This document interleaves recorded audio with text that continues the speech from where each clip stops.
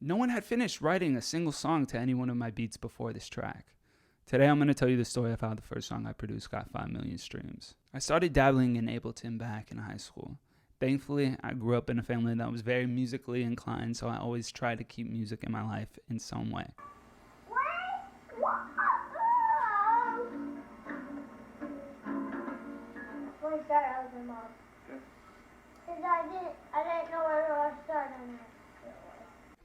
I played in my school's worship band. I played at youth group, playing the guitar. I spent a lot of my time while I was younger trying to figure out how I could keep music in my life. But as I was going off to college, it didn't really seem to make sense to me to pursue music full time. I would go to college and find myself discouraged by any route that I tried to take. Nothing seemed to really grasp my attention the way that music did.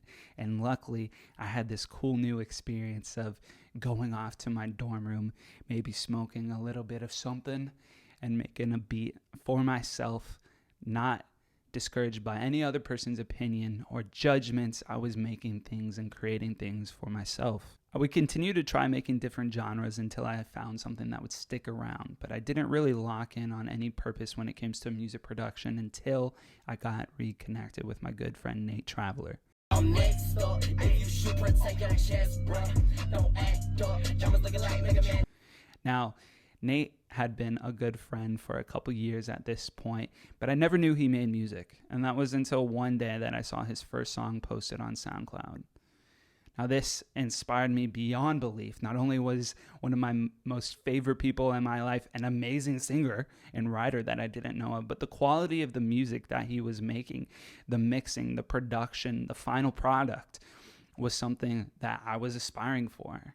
I would lock in on this goal and pretend that I would be able to make something for him one day, even though I hardly knew my way around Ableton. People in my own city were making music that I wanted to listen to. I could drive 30 minutes to work and listen to music only by my peers, and it was something that inspired me, and I knew my purpose. I was going to make a song for Nate Traveler. Now, this wouldn't come easily. I was very fearful at first in regards to reaching out to Nate. See, I had Ableton, I had the Push 2, I had plugins, but all of this accumulation didn't help me learn any of it. I didn't know how to record vocals. I don't think I ever finished a whole beat at this point, but I knew in my heart that I wanted to try to make a song with my friend. Luckily, Nate and I were both driven to create. For the next 2 years, I would drive 30 minutes to go pick him up, to come back, to get ready, to not really make anything. I would keep trying. I would keep bringing out new ideas, but I didn't really have anything to show for it. But I still persisted. I kept attempting to find the sound that he was looking for, but I was searching for it in all of the wrong places. I was copying techniques from producers on the radio. I was comparing myself to people around me who were much more talented, and this left me in a spiral of comparison and a trap that didn't allow me to have fun creating anymore. Fighting to match the talent of others quickly removed the joy that was in creating itself. Making beats turned into a pressure-filled moment as I sat down with the pressure of this art being the thing that was going to change my life. It was either this creation was a huge win or it wasn't worth anything at all. This is right around the time that I started abusing alcohol and weed as a crutch in my creativity process. I thought the only way to shut down that inner critic in my head was to drown it out with a substance that would allow me some sort of magical focus on creating something again for the wrong reason. After 2 years of attempting to make music for Nate and having no progress to show for it, I felt defeated. I had dropped out of college because no major made sense to me or the path that I wanted to pursue. I didn't even know what path I wanted to pursue. I was working at TGI Fridays, serving tables and thinking about how I wanted to just be making music, or so I thought, but I wasn't establishing any of the practices that would really allow me to do so. I was under so much pressure and I was under so much fear because I felt like I was going nowhere. That was until one fateful night that I'll never forget. Sitting in this very room that I'm in now, I was staring at my guitar, and under some sort of combination of weed and alcohol, I began to let the inner critic take over the forefront of my mind. I was looking at my guitar and I was berating myself on why I hadn't picked it up as much as I should have. See, I started playing guitar in 6th grade and I was making so much progress, but I never implemented practice that would allow me to really shine the way that I wanted to. And in this moment, because I was trying to make a beat and nothing good was coming out of it, I was angrily chastising myself for the lack of practice. Imagine how good you would be if you've been playing this whole time. Imagine if you actually had the patience or, the decency to slow down and practice your instruments that, your parents bought you, that, are way out of your league. You don't even know how to use them. You don't know the notes on the fretboard.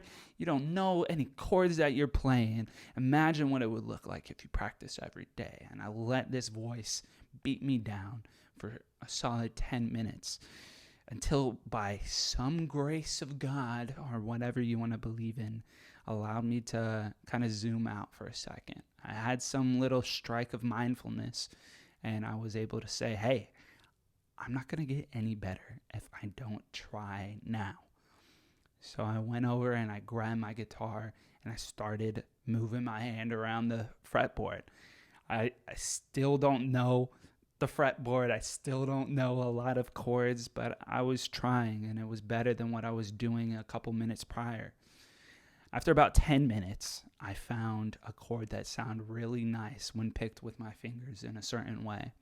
And I knew I needed another chord, so I just moved that same pattern over one string, and I found this combination of just 2 chords that, made me really excited. I would pull out my phone, I Snapchatted over to Nate, hopped in bed to quickly be notified, yo, send me that with some drums on it. And that was exciting to me. It was the first time anyone ever gave me feedback enough to be excited about something. So I got up, went to my room, and I put drums on that beat. I was driving around the next day, and I would receive a phone call from Nate. I remember what street I was on. I remember where at on the street I was because it was a special moment. Nate would then sing what he had written the last night, and it would be the song that would turn into You by Nate Traveler. I had finally made something that elicited emotions in Nate for him to write a whole song, and it was a beautiful moment because 2 years of hard work finally paid off. Now it was time to get in the studio and get the song recorded. I would go over to pick up Nate, and it would be the first time that I would hear him sing a song that would forever change my life.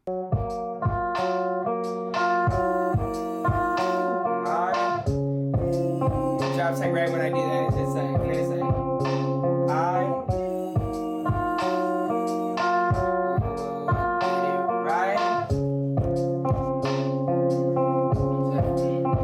I'm going up, down, backwards. I got forwards for you now. Take it easy, babe. Take it easy.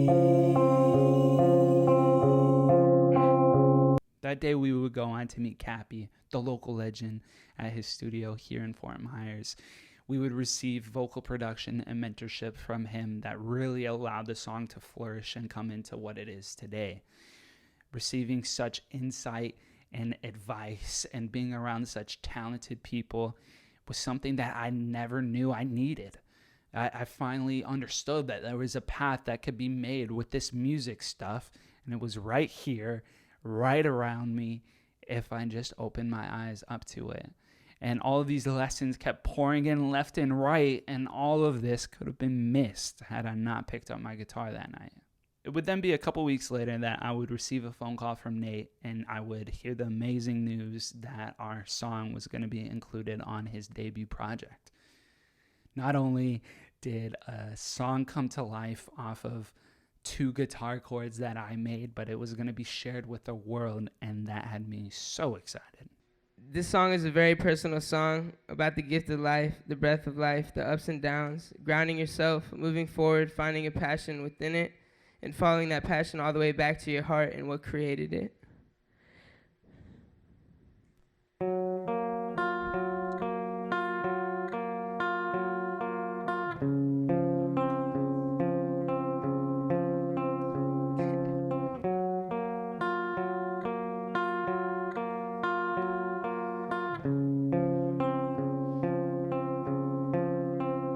You care for me when no one else is there for me. You provide air for me to breathe. I'll watch you restlessly, my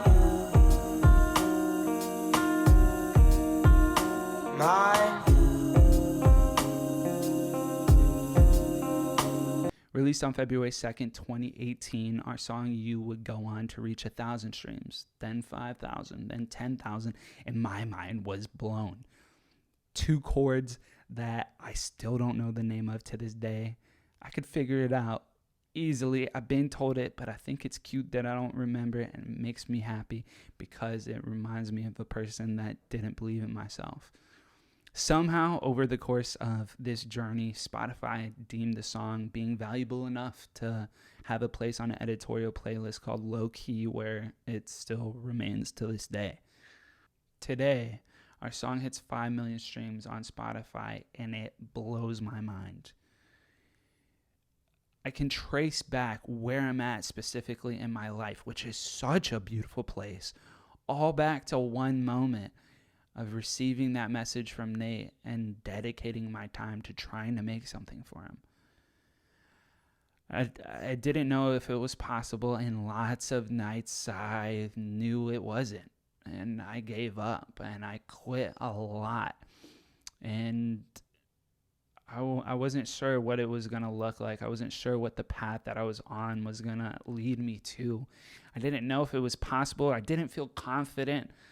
Sometimes I still don't, but I have this story that I can always go back and look to and just remember that getting away from your inner critic, getting away from the voice inside of your head that allows you to even think less of yourself for a second is a thing that can allow a lot of beautiful things to happen. I'm so thankful to God, to the universe, to whoever is in charge of my life. For the support that I've gotten. I feel like if I wasn't in tune in that moment, I don't know where I'd be. And I'm so thankful for all the beautiful people around me. There's so many artists around me that constantly inspire me. In my own city, I can drive 45 minutes to work and listen to music that I make with my friends, and I enjoy my time. Like it's mind-blowing to me.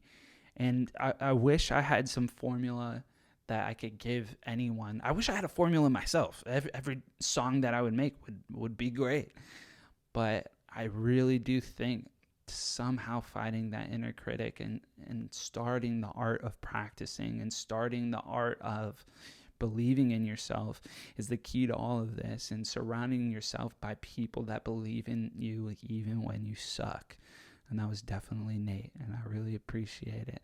And I really appreciate all the other songs that we're going to have in our world, and all the beautiful moments that I get to create now.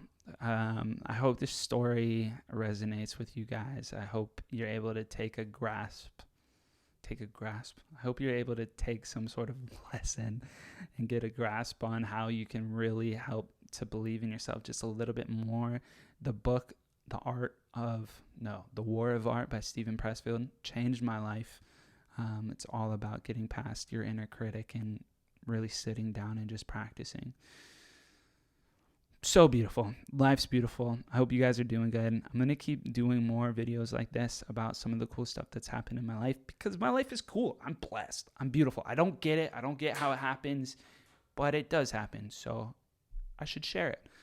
I want to get back to some more teaching content. I want to be posting a lot more stuff here in the future for you guys. I'm excited to take you along this journey with me. I'm excited to share anything about my life and the things that I learned. I hope you all are doing good, and I will see you here shortly.